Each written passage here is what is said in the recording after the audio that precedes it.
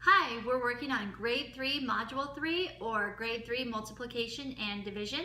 Today we're working on the associative property and distributive property input page. Looks like this. So in the past few lessons, we've practiced the distributive property, multiplying by 9 and multiplying by 6. And we've also practiced the associative property in our last lesson. So now we are going to tackle two big arrays using both the associative property and the distributive property. This is probably one of my favorite lessons because it really highlights the fact that what we're learning are tools that you can choose to use to solve problems. So you're not going to solve every problem using the associative property, especially if you don't really like it. And might not solve every problem using the distributive property. But we want to know how to do them all. So we have a big toolbox full of tools we can use when we solve math problems. So today we're showing how we can solve the same problem two different ways. All right, so let's look at our sentence. We can use both the blank and the blank to solve big multiplication equations. Well, that's the associative property and distributive property. If you don't know how to spell them, they're at the top of the page.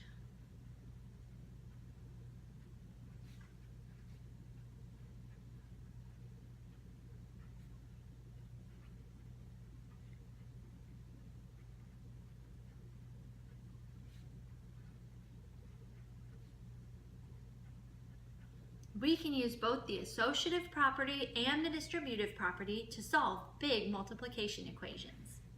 Okay, the associative property first. Remember, the associative property is where we take a small multiplication equation and we make more groups of it.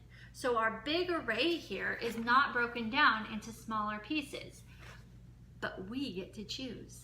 So I'm going to do it multiplying by 2's because I think multiplying by 2's is super easy. Let me just make sure we have an even number. 1, 2, 3, 4, 5, 6, 7, 8.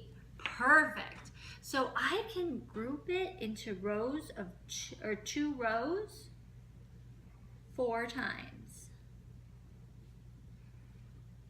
It might be helpful to see what I'm talking about. So I have said here, well, I love multiplying by 2's. It's so easy. So I have 2 times 4, 2 times 4, 2 times 4, 2 times 4. For the associative property to work, each group has to be the same size. Okay? You didn't have to use 2's. You could have used 4's. You could not have used 3's because you wouldn't have ended up with groups the same size. So you could have used 2's or 4's for this problem. Or you could have grouped this way. Or you could have made even smaller groups. It's totally up to you, but this is how I'm doing it. Not the right way, not the only way, just the way I'm doing it. So in this case, I have made 2 times 4 be my starting point. So I'm going to write that up here. And I know that 2 times 4 equals 8. Just recording it. I made 4 groups of that. So 4 times, and then I'm putting it in parentheses to keep it separate.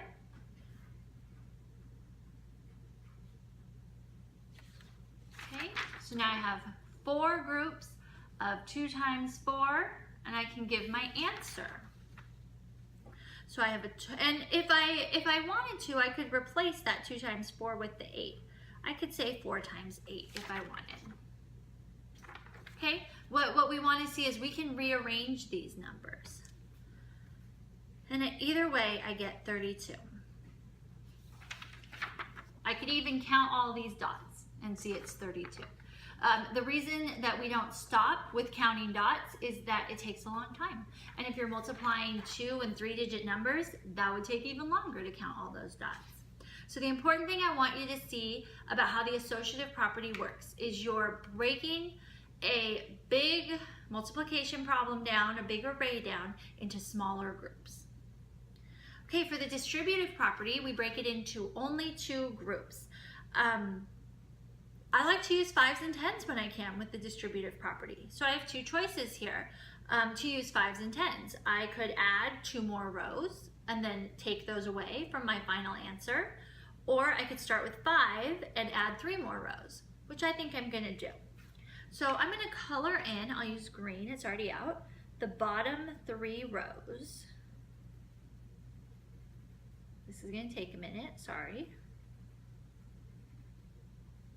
Almost done, 4 more to go. 1 more. Okay, I colored in these 3 because I'm going to solve this top part first and then this bottom part. And one thing I like to do to really show my thinking is set aside the 2 parts. So this top array shows 5 times 4. And I know that 5 times 4 equals 20. This bottom array shows 3 times 4. And I know that 3 times 4 equals 12. I have to put these together. So I'm just going to add 20 plus 12. And that will give me 32. And so I know that 8 times 4 equals 32. Just recording as much as I can here, so there's no question about what I was thinking. Notice I get the same answer. That's because these are the same arrays. All right, it's your time to tackle that output page. You're going to be doing the same thing, tackling a multiplication equation using the associative property and the distributive property. If you do it both ways and get different answers, you made a mistake somewhere, and so you've got to go back and check your work. Thanks so much for watching. I'll see you next time.